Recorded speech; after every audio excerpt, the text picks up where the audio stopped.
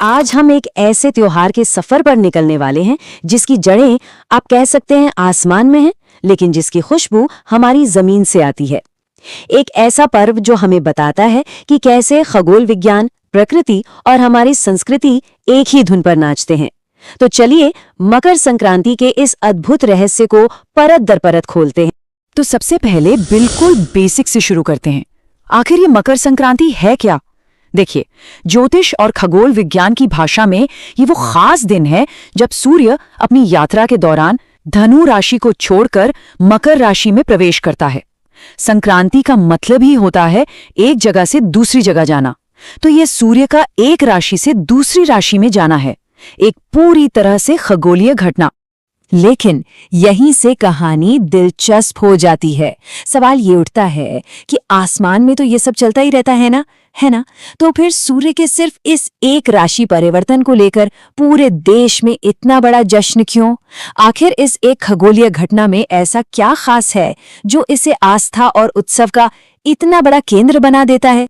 इस सवाल का जवाब सूर्य की चाल के पीछे के विज्ञान और उसका हमारी धरती पर पड़ने वाले असर में छिपा है। तो पहले इसके पीछे के सटीक खगोलीय विज्ञान को समझना जरूरी है। हमारे देश के ज्यादातर त्योहार जैसे दिवाली हो या होली, वो चंद्र कैलेंडर पर आधारित होते हैं, मतलब वो चांद की चाल के हिसाब से चलते हैं। और यही वजह है कि उनकी तारीख हर साल बदलती रहती है। लेकिन मकर संक्रांति उन कुछ खास त्योहारों में से है जो सौर कैलेंडर यानी सूर्य की गति पर आधारित है। और क्योंकि सूर्य की चाल ज्यादा स्थिर होती है, इसीलिए ये त्योहार लगभग हर साल 14 या 15 जनवरी को ही आता है। तो ठीक है, ये तो हुई आसमान में सूर्य की स्थिति की बात। अब देखते हैं कि इस बदलाव का हम पर यानी हमारी पृथ्वी पर असल में क्या असर पड़ता है, क्योंकि यहीं पर विज्ञान और प्रकृति का एक बहुत ही खूबसूरत संगम होता है। असल में होता क्या है कि मकर संक्रांति से ठीक पहले का जो समय होता है उसे दक्षिणायन कहते हैं। इसमें सूर्य दक्षिणी गोलार्ध की तरफ होता है और इसका नतीजा हमारे यहाँ दिन छोटे और रातें लंबी और ठंडी होती हैं। लेकिन मकर संक्रांति के दिन से उत्तरायण की शुरुआत होती है, यानी अब सूर्य उत्तरी गोलार्ध की तरफ अपनी यात्रा शुरू करता है, जिसका सीधा सा मतलब है अब से दिन लंबे और गर्म होने लगेंगे और रातें छोटी होती रहेंगी। तो असल में ये त्योहार कड़ाके की सर्दियों के खत्म होने का और एक नई गर्म और ऊर्जा से भरी ऋतु के आने का सिग्नल है। ये सिर्फ कैलेंडर की एक तारीख नहीं है, बल्कि प्रकृति के चक्र में एक बहुत बड़ा मोड़ है। आप इसे अंधेरे पर प्रकाश की, ठंड पर गर्मी की जीत का प्रतीक भी कह सकते हैं। अब जब हमने इसके पीछे का विज्ञान समझ लिया, तो चलिए देखते हैं कि हमारे पूर्वजों ने इस प्राकृतिक घटना को कितनी खूबसूरती से आस्था, अध्यात्म और संस्कृति के धागों में पिरोया है। उत्तरायण की शुरुआत को आध्यात्मिक रूप से एक बहुत ही पवित्र और शुभ समय माना गया है। इसीलिए इस दिन लोग गंगा जैसी पवित्र नदियों में स्नान करते हैं। ये सूर्य देव की उपासना का दिन है जो हमें रोशनी और ऊर्जा देते हैं। और हाँ, दान, पुण्य और जप तप के लिए भी ये दिन बहुत महत्वपूर्ण माना जाता है। और दान का महत्व इस दिन इतना ज्यादा क्यों है?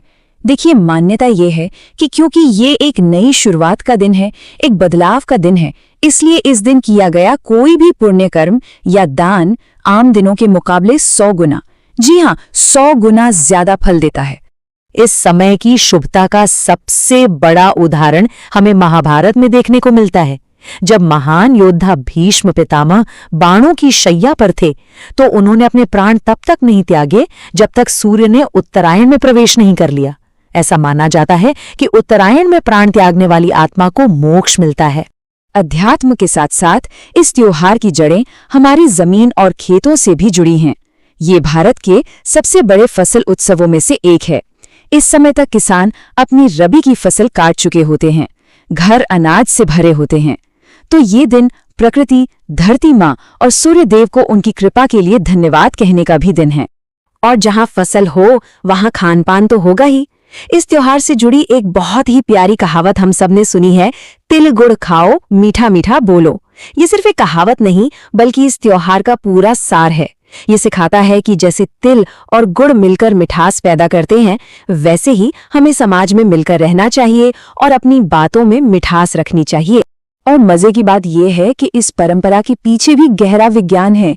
सर्दियों में हमारे शरीर को गर्मी और ऊर्जा की जरूरत होती है।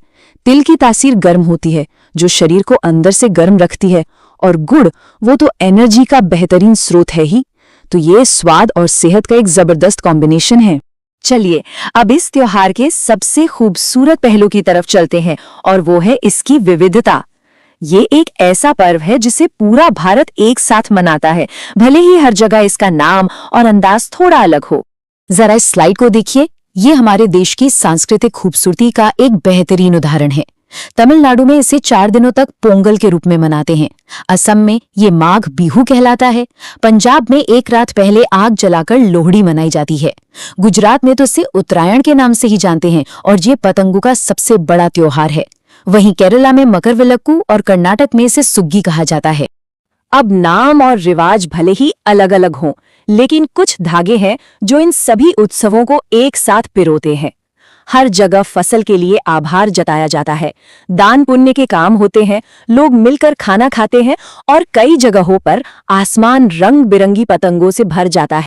तो इन सभी पहलुओं को एक साथ जोड़कर देखें, खगोल विज्ञान, प्रकृति, अध्यात्म, कृषि और संस्कृति, तो आखिर इस त्योहार का मूल संदेश क्या है? इसका सार ये है कि मकर संक्रांति सिर्फ एक धार्मिक त्योहार नहीं है, ये असल में जीवन का उत्सव है। ये खगोल विज्ञान की सटीकता, प्रकृति के बदलते मौसम, खेती किसानी के चक्र और गहरी आध्यात्मिक आस्था का एक अद्भुत संगम है। ये हमें सिखाता है कि कैसे ब्रह्मांड की लय के साथ तालमेल बिठाकर जिया जाए। और ये पूरी चर्चा हमें एक गहरे सवाल पर लाकर छोड़ देती है, क्या हमारी संस्कृति में ऐसी और भी परंपराएं हैं जो ब्रह्मांड के इन बड़े बड़े नियमों को हमारे रोजमर्रा के जीवन और उत्सवों से इतनी सहजता और खूबसूरती से जोड़ती हैं? सोचिएगा जरूर।